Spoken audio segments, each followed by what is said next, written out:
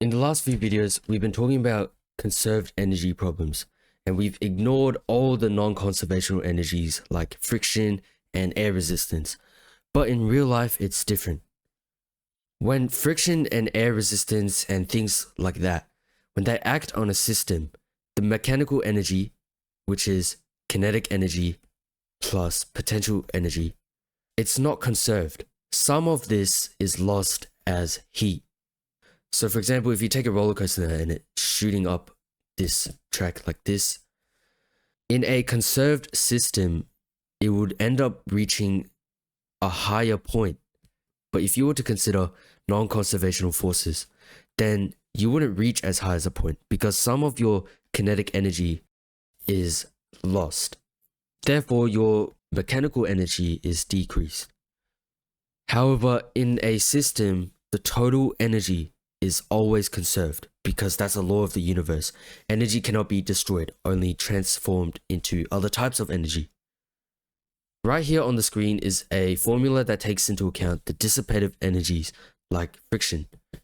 And I'm going to go through the deriving process for this equation. If you don't care, skip ahead. So the work energy theorem states that all the non-conservational energies, the work they do is equal to the change in kinetic energy plus the change in potential energy. And it can be expanded like this. The change in kinetic energy plus the change in potential energy. If we rearrange things and we add these two to the other side, then we get this.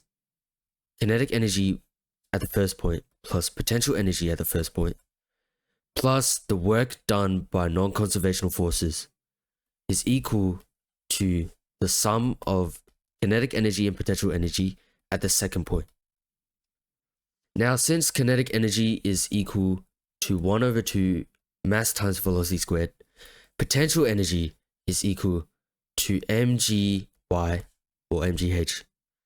And the work done by non-conservational force, let's say friction, is equal to negative force of friction times displacement.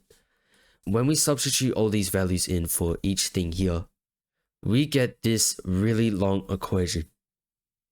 This equation assumes that the system is working under gravity and friction. Now, when would you use this formula?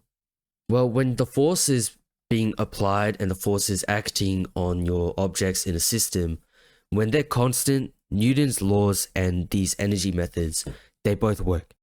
But when the forces vary and they change, or maybe the path is complex, then the energy conservation method is easier. Let's run this through an example. If you have a car and it's moving at 20 meters per second, it's 1500 kilos. Let's say when you press on the brakes, it takes 66.7 meters of road to come to a complete stop. And the force of friction that's constantly being applied to your tires is 4,500 newtons. Find how much kinetic energy was lost and converted to heat because of friction. Let's use our new formula. So this is the initial kinetic energy. This potential energy one, since we're assuming that we're driving on flat ground, the potential energy is 0. The work done by non-conservational force is friction turning our kinetic energy into heat. The kinetic energy at 2 is 0 because we come to a complete stop. And the second potential energy is still 0. So that means this is gone, and this is gone. Which means that we're left with kinetic energy at point 1 plus work done by non-conservational forces 0. Let's subtract this from both sides to isolate kinetic energy, which is kinetic energy 1 is equal to the negative work done by friction. Since it's negative, that means friction is removing energy from the system. Now let's do some solving. So kinetic energy is equal to 1/2 mass velocity squared, which is equal to 1/2 times 1,500 kilos, which we take from here, times velocity squared. and velocity squared is 400. Put this into a calculator, you get 300,000 joules of kinetic energy. So that's it for kinetic energy. That means the work done by friction is equal to negative 300,000 joules. So once you've come to a complete stop and your truck isn't moving anymore, that means all 300,000 joules has been lost to friction and converted to heat. So that means there's zero kinetic energy left, which is true because you're not moving. And we found the amount of heat converted by friction by finding the work done by friction. By the way, something that really helps me is having all the formulas you ever need in one place. And I make these cheat sheets for myself, and if you want your own, it's in the description for free. So go sign up.